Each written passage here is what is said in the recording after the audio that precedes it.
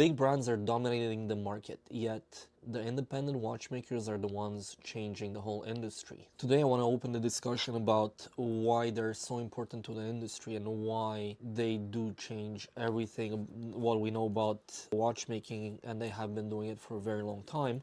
And on top of it, I have a few independent watches that are my own, and I want to put forward 5 companies that are very important to me and very important to today's watchmaking in general. First of all, a lot of people ask me what's an independent. People think that an independent watchmaker might be one that actually takes random movements left and right and just slaps them together and makes a watch. That's not an independent. An independent watchmaker normally, and first of all, creates most of it, if not all of it, in-house. Okay, so from the movement to the dial to the hands to, I'd say, maybe 80 to 95%, if not almost 100% of the watch in-house. Independent watchmakers are super important because they are on a small scale. Sometimes one guy, sometimes they could be 15, 20 people working within the company, but in general it's a very, very small company. We're talking of someone that might make 1, 2, 3 watches a year to a company that might make up to, roughly 1,000 up to 3,000 watches a year. There's different levels of independence, but most of the time they are pretty small. What's very important about those independent watchmakers is that they have a very extensive background into watchmaking. Sometimes they're young, sometimes they're older, but most of the time they do have or have worked for big companies in the past. They have extreme skills from polishing to manufacturing parts from A to Z, and it's not only just putting together a bunch of parts and making it their own. Is literally taking plates of metal, cutting through, drilling, inserting the jewels, polishing the axles on every single wheel, making wheels from A to Z, polishing the wheels, polishing the teeth. It's a very, very extensive amount of work when it comes to creating a watch from zero. For a lot of people, it is the pinnacle of collecting, and it's not because of their quantities, but also because you actually get to know them personally. And if you actually are a really good customer of theirs, you're going to be really close to them. And it's not only a relation of actually buying and selling, but you're actually buying their work, their craftsmanship, and the quality of what they believe is the best of the best for each one of them. Independent watchmakers have a very important role in this community. They're basically innovating, they're creating pieces of art, they're reinventing the way that we see watches and timekeeping as a mechanical instrument for so many years. I was lucky enough to actually be able to buy a few independent watches from some of my customers, some of which even myself haven't heard of. So that kind of humbles you, when you think that you know, but you don't, and then you read about everything that you actually see, and then it just opens a world that you didn't know about, or certain watchmakers that you never heard of. And for me, it's very important because this is the whole process of not only a dealer, but as a collector, to actually just learn every day. And that's why I want to open to you guys towards something that I like and something that actually comes from, I call it the top tier of collecting. All those brands do need and do deserve a lot of recognition and respect from our community, just because what I see every day is 90% of people are just looking for the same 4 or 5 brands and not even something that's really out of the beaten path. There was one video that actually made me actually drift towards this one here and say, hey, you know what, I gotta talk about it as well. Nico Leonard just made a video about independence, and he basically just put a mishmash of different brands. I'd say it's a bit more than that. There's a lot of work, there's a lot of time that people are putting in. There's mathematics and then there's art, and combining the two together to actually make something visually attractive, visually unique after so many years of crafting watches by different companies is still very interesting. And today, more than ever, they do need more than just a bit of recognition. It's just something very interesting to acquire, to compare with what people are making, or the Swatch Group makes, or Rolex makes, or Omega makes. It's so interesting to actually compare side by side and say, hey, you know what? It might not look like anything special. It might look just like a fancy little finishing or whatever. But at the end of the day, it actually might improve the whole industry and what we actually think of those watches as a whole. So let's dig in. First of all, I want to talk about something that's a bit more affordable. I don't want to talk about global or, very high-end F.P.Journes that are like in the $500,000 watches. Honestly, that's not attainable by, I'd say, 99.999% of the population. And even for collectors, let's say someone who's highly dedicated in the market to actually buy some pieces like that. What's fun in this industry is that a lot of people are putting ahead all those very high-end pieces that are just unattainable. I'm never even gonna see them. We're in Canada, so a lot of people here are not necessarily interested by independence, and the few that are very rare. It's more important to actually be something that's practically attainable, just because the market right now is actually changing and drifting. I would say anything before the 2020 market and what we know today has drastically changed in terms of pricing, in terms of how many people are actually in the market. And I'd say there are 4 or 5 brands out there that are really interesting and really worth digging in, just because I see that people are normally spending anywhere in this market, like the general spending habits are just under 5,000, let's say, for a higher end watch, for let's say an entry level Tudor or Omega, and up to the 50,000. That's where I'd say most of the market is. Anything over that is a bit overkill. Therefore, I'm going to try to stick into that price range. I'm going to start with François-Paul-Journe, which is, I'd say, the pinnacle right now of independence and has heightened this market to a level of consistency and quality that we just don't see anywhere else. And it's been just over 25 years since 1999 that he really opened his company. I'd say he basically has the monopoly, a bit like Rolex in this world, or like Patek, of the independence in terms of recognition, in terms of quality and everything else.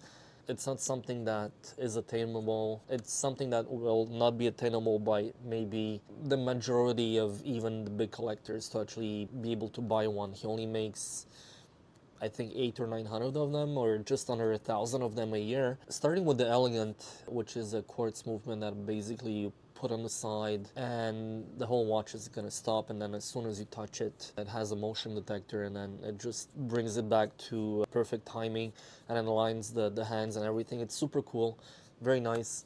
But again, we're in Canada, we just don't see them very often. I've seen a few customers from the US that came in with those watches, and it was really interesting to see them going. And the respect that he has in this industry is as high as it gets, but it's something that right now is just, it's just impossible. F.P.Journe's first watch, that was a Tourbillon, actually has broken all the records, selling for over $8 million US, including the fees, which is a very high number for his first watch. The respect towards the company and the respect towards what he's been doing is tremendous right now. It's only that I think that most of people are just never going to be able to even see one.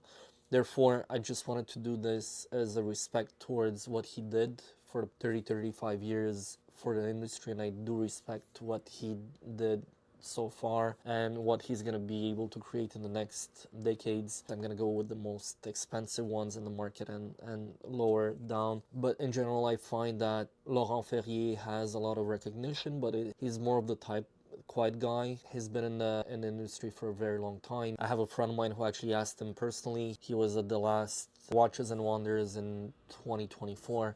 And he asked him personally, have you actually worked on the Nautilus? And despite him being on the team that actually worked on the Nautilus, he's not one that actually designed the Nautilus. But I find it's very interesting, because for someone like Laurent Ferrier, who actually worked for Patek and who is very, I'd say, almost reserved in terms of design and not going over the top. I find that the Opaline anniversary is just the epitome of what the classic watch should actually be. The watch might be a bit big at around the 40 millimeters, and I have it here. After 2022, this watch was extremely low valued. It still is under its retail. And Laurent Ferrier, over the past 15 years that he has the company, more or less, we're talking of a production of a total of maybe 3,500 watches, and the craftsmanship, the finishing, the details is amazing. This strap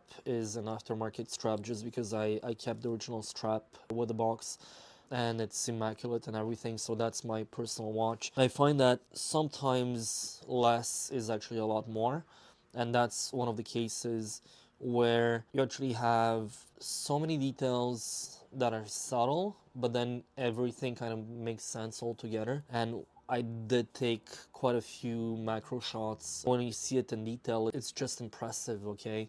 Laurent Ferrier is able to actually take a watch, finish it to a level that I haven't seen before, and actually be able to buy it on the secondary market for less than retail, which is really interesting for such a grandmaster in this industry. All I can say about Laurent Ferrier is that he has just the perfect way of describing his watches: simple, clean, and timeless. And that's what I find that represents the company at its best. Obviously, they're not cheap.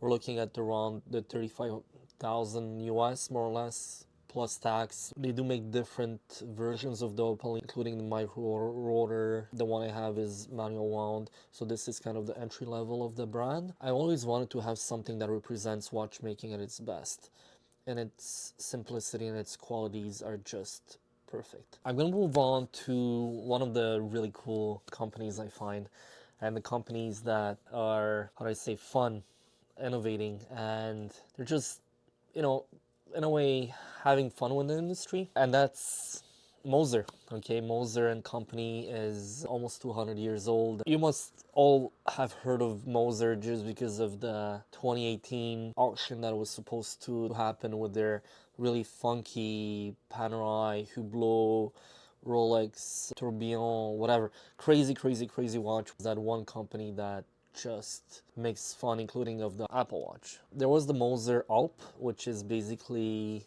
an Apple Watch disguised. It's actually a mechanical watch, but it does look like an Apple Watch. And it was just the idea of making fun of the industry, of what can we do about the shape, and how do we present what we're making. And they always had fun, they always do, and I have a lot of respect for them for just innovating. Their creative team has literally no limits, which I find it's much more refreshing than actually seeing a Rolex design that's been there forever and not really innovating other than the oyster case that we all know. And even though I respect them, I collect them, I've had a ton of them and I still do, and I sell them. I find that Moser is always doing something unique, something that stands out in terms of design.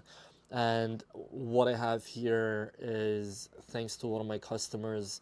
He actually bought this watch brand new. It's a Moser Diver. It's the second iteration of the Golfberg limited editions. This one is the blue dial. The whole dial loom is actually blocks of loom that are just over everywhere. The hands are really special. They're not leaf hands or sword hands, if you want to call them this way, from the first version, but the second version is actually much more legible. So if you look under loop, or if you actually take a macro picture, the second hand is actually just continuing all the way, but technically the hand actually finishes way before. So in terms of legibility, even at night, you're gonna see something that's very legible. I've had a lot of watches, and this one is the most visually striking just because of the white loom that actually hits on a very glossy, almost black dial on the sides, and just turning blue towards the center. And in every single different light, that blue changes color. For me, anyway, it's a perfect diver's watch. I've had a lot of them. I've seen a ton of them, from Seikos to, Tudors to Rolexes to Panerais. I've had not too long ago a vintage Panerai from the 1940s, which was just tremendous. The dial was immaculate and the case was not polished, and I do understand the whole history behind this. But what Moser did here with this diver just is reminiscent of a vintage Submariner, but which would be literally on steroids in terms of elegance, in terms of design.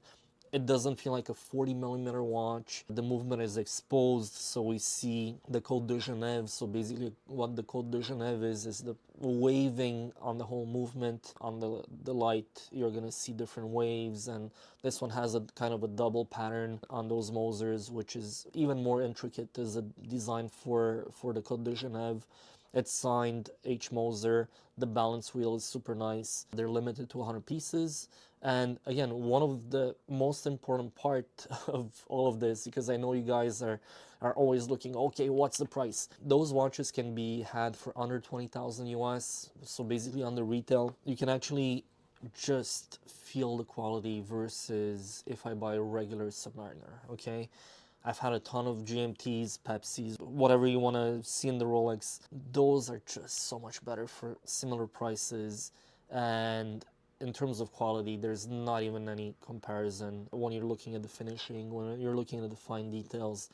And on top of it, with the limited quantity, I'm just amazed that those watches are not actually selling for more. And what's fun is that Golfberg was the only one that was able to sell those. So you have the green one, you have the blue one, you have two different variants of the blue one. You can check them online. You kind of see a few on Chrono24, for example, or maybe on eBay, but they're not that common given the quantity made. And I think that's one of those watches that's extremely impressive, and more so even in person. And Moser for me is again one of the very, very respected companies out there, and I just enjoy them so much. A lot of people ask me as well, what am I looking at? I had a customer earlier today and I'm like, well, have a look. And he's like, yeah, it's nice and everything, but paying attention to watches is different than just owning a watch or whatever. So what I always tell people, read, look at pictures, look online. Obviously pictures are sometimes more impressive or less impressive, but in person you actually get the real feel of what you're actually going to see. When you look at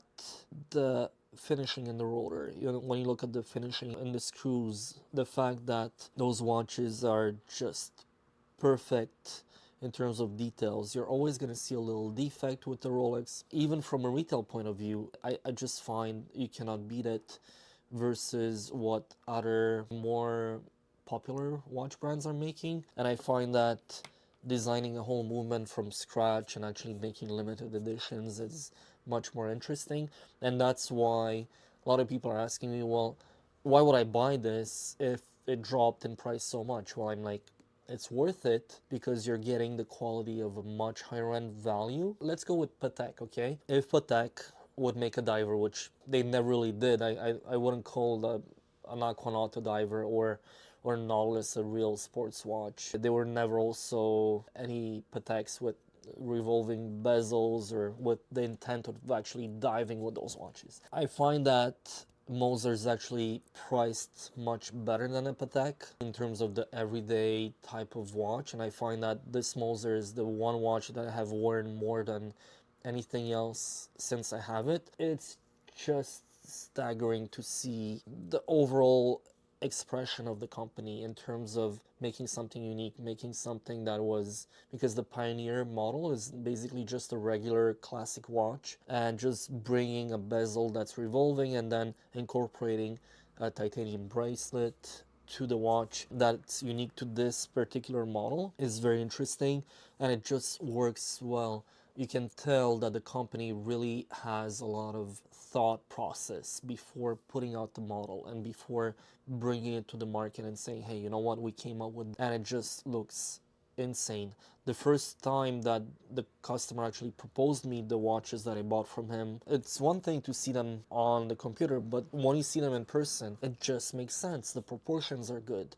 The legibility, for me, more than anything else, proportions are a very, very important part of a watch. And I find that making those attacks, those Calatravas in the 40 millimeters, I find that they're out of proportion in terms of lugs length and everything. The whole delivery is a bit off to me, just because I'm used to certain watches from the 40s, the 50s, and the design was just so perfect that actually bringing in a type of different lug length and trying to finesse and play with the markers, the dial size, and everything, and just making it together.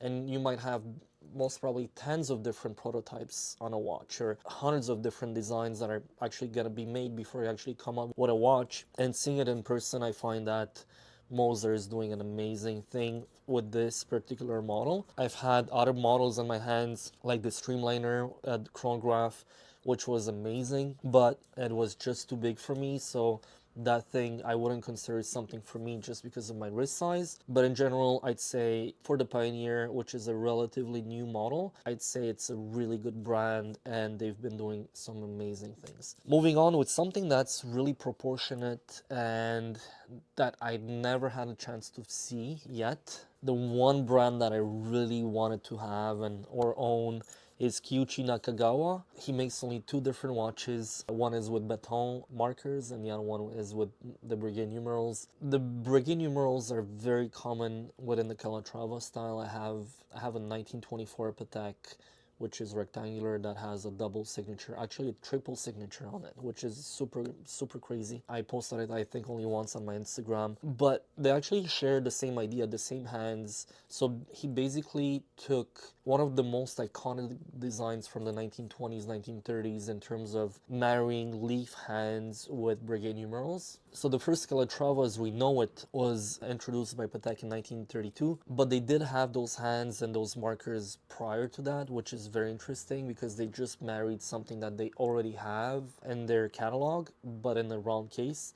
And I'd say Kikuchi Nakagawa is just making something that's very classic into something very modern, that's very unique to, the Japanese design, to the fact that he does have a background of metal polishing, of polishing knives. So in 2020, when we were all at home, I developed another passion for knives, actually, and for Japanese knives specifically, that I was buying on eBay. To be specific, they're cooking knives, and I love cooking. It's something, another passion of mine, where you go home and you want to eat something, and instead of going to a restaurant and waiting for hours, to get served and have a really poor service, I always told myself, look, you know what?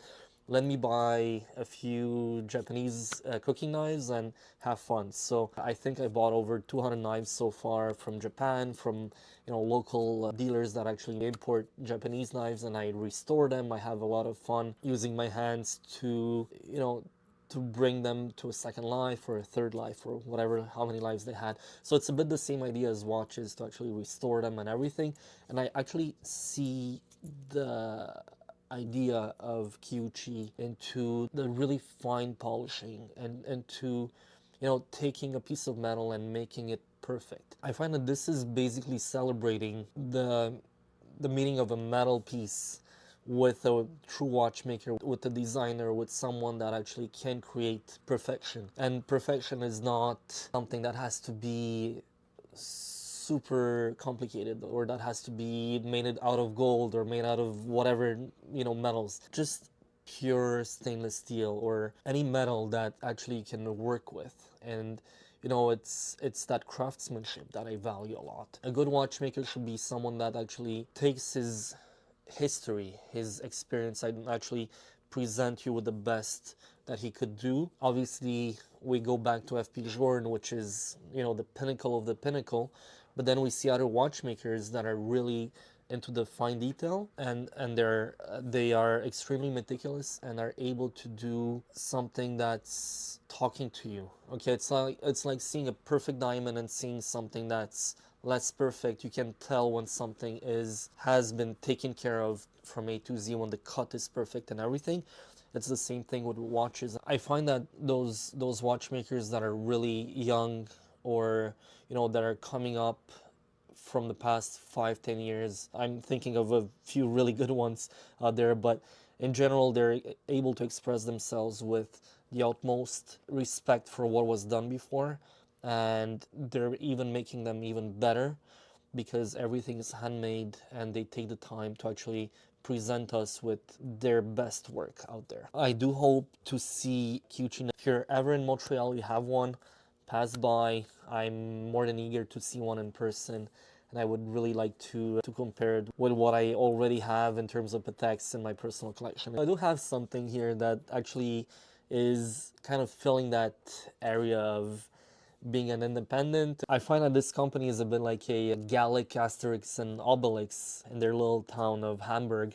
And this is Henschel. One of my very good customers has sold me this watch, I believe 2 years ago, and it's called the Henschel limited edition, and it does have their in-house movement. So this one was made for the 20th anniversary of Watch Pro Site, which is a pretty famous forum for all types of watch lovers, and this is very representative of what watchmaker that actually does like their craftsmanship.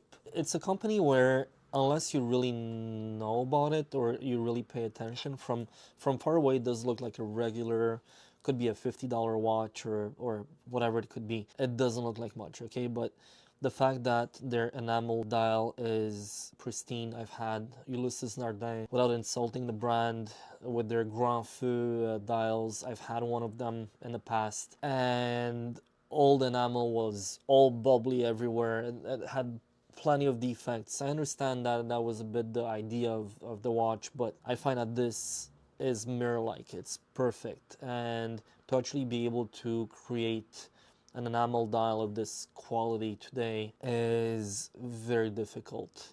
And not only that, I think like half of them end up in the scrap anyway.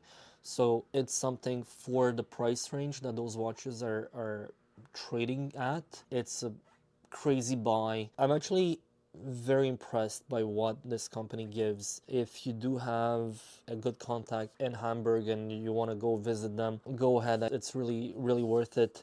They have one of the best sales and service that I've seen before. Look, they offer in a premium package an extra strap, and the first service, we're not talking about the warranty, we're talking about the service. The first service is basically included in the sale of the watch. That's extremely impressive. And not only that, the watch that I have was personally signed by the maker. And not only that, each step of actually making the main plate to the parts to all the assembly of the watch is actually pictured. I just find that giving such a detail and such attention to a customer is very important today. I think that most of companies have lost their finishing touch with their customers, and this is why Henschel is on top of my list. First of all, because of the price point, which is rather affordable. It's at the price point of basically an entry-level Rolex. If you buy, something similar to this, obviously they can get more expensive. If you buy something in rose gold or white gold or whatever they're making, you can just go with something a bit more expensive. But to have a chronometer watch, so pretty high standards of timekeeping within, I'd say, 2-3 seconds a day. Having an enamel dial made in-house, having a fully made movement. This one is the chronometer, I think the H1 they call it. That's fully made in Hamburg, is extremely impressive. For a sub $10,000 Canadian watch, or roughly around like 6,000 or 7,000 US, I think it's very interesting, because not only it's something that's easily unrecognizable and only you know what you're wearing, especially in this market today where people are actually very drawn towards stealing watches because they're easily recognizable, especially in Europe. You can actually wear something that would be far more expensive in another brand, and you do have the quality and the after-sale service of a brand. I find that this is where a lot of companies should go. Not only sell a brand and say, hey, you know what, just it's fast food basically. Rolexes, Omegas are literally the fast food of the industry, as much as Louis Vuitton is to luxury, You have a brand that's, again, very well made. Quality wise, you're getting every single dollar that is well spent on this watch. And on the secondary market, sometimes you find them for even on the retails, which is really interesting if you want a quality watch, something that's kind of unique, and they also make kind of limited editions from time to time.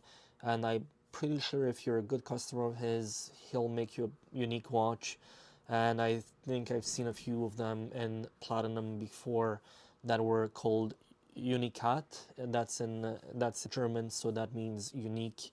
And I've seen them listed, I think, a few times. Very interesting, very low key brand, and I suggest if you have the chance just to look into them. I have the utmost respect for the company and for what they're doing. The last watch I want to talk about is something that in the past, you know, people might mistake it from far away. Maybe you think I'm wearing an AP or something very similar, which is not the case. What I'm wearing right now is a Horage K2, which is their second movement. It's a micro order GMT power reserve, and it's a true GMT, and at the same time it's kind of a diver with an open back. You have a rubber band, you have a metal bracelet.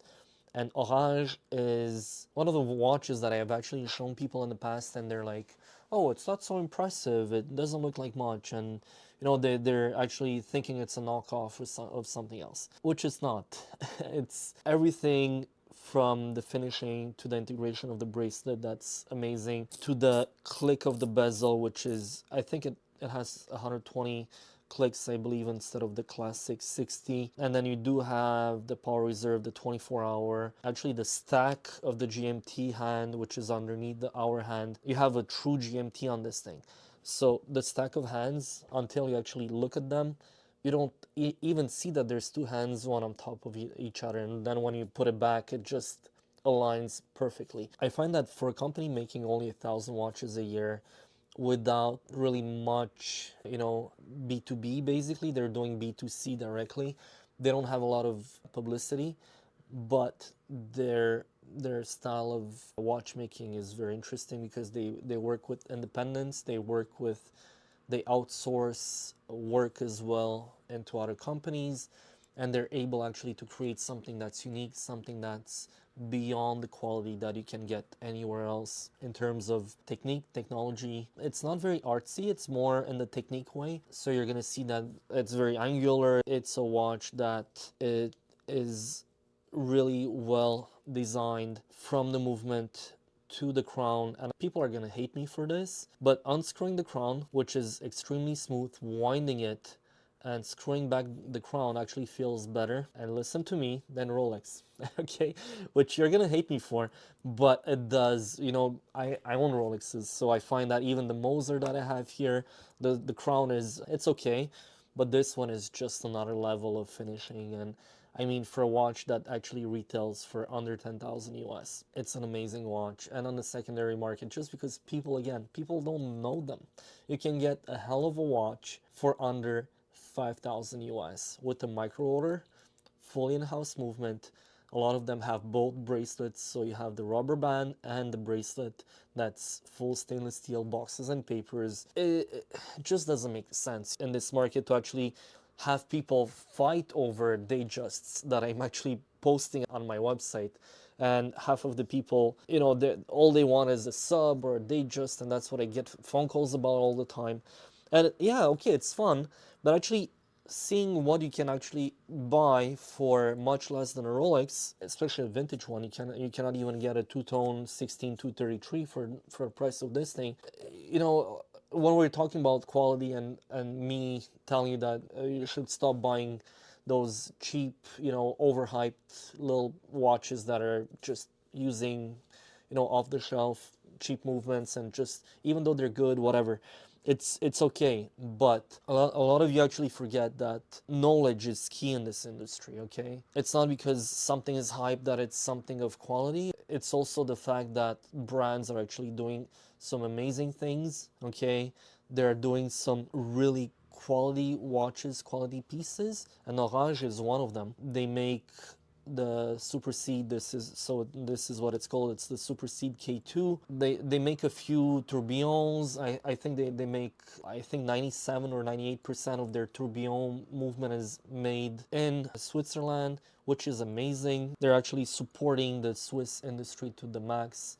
and they're part of it. I think that a lot of brands right now are just doing a lot of marketing, and the marketing budget actually surpasses the production, and you're actually just getting, for example, a Rolex might cost maybe 10-15% of what you're actually paying for the watch, which is actually, I find it's a bit of a ridiculous type of saying, hey, you know what, I'm buying luxury, but my luxury handbag is only costing 5% of what I'm actually paying for it, like Louis Vuitton, or maybe, you know, even a Rolex might cost 10-15%. From my guess, it should be around there. The quantity they're producing, and the margins of retailers, which is roughly around 35-38%, and everything else that involves publicity and all of it all together, you're actually not paying for the piece itself, you're actually paying for everything else. You're paying commission to the salesman, you're paying everything else that doesn't really belong to the watch itself.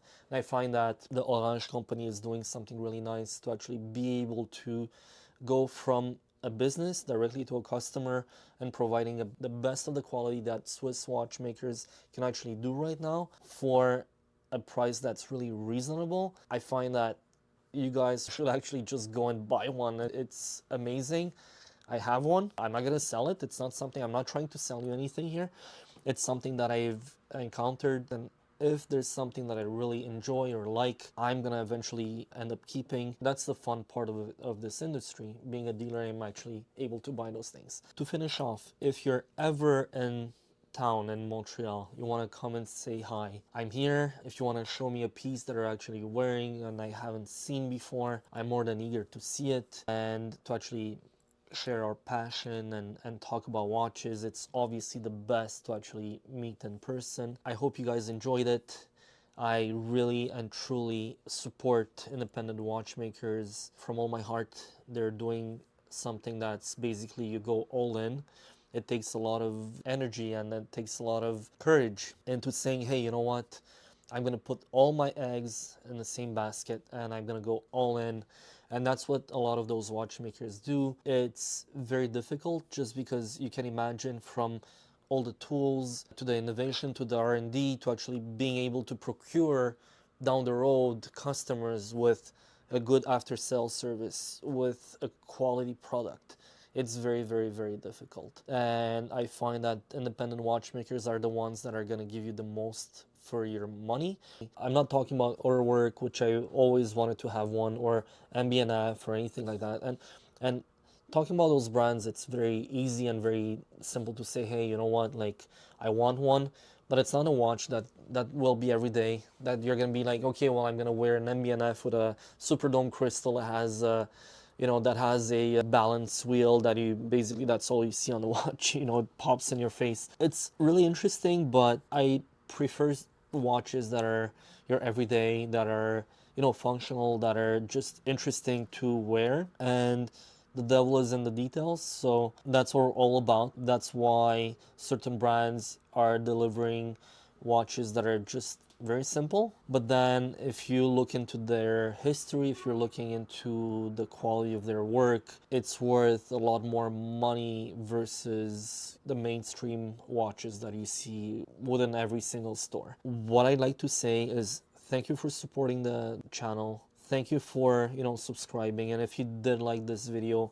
please let us know and give us a little thumbs up. I want to talk more about watches this year, and I think that this is what my passion is also drifting towards. And yeah, let me know if you have any in your collection. If you do like to have one, or you would like to have one, which one would it be, and what kind of brand, what kind of model, and why you like those. Thank you very much, guys. I hope to see you, any of you, walking in the store soon with an independent watch, and have a great week. Thank you.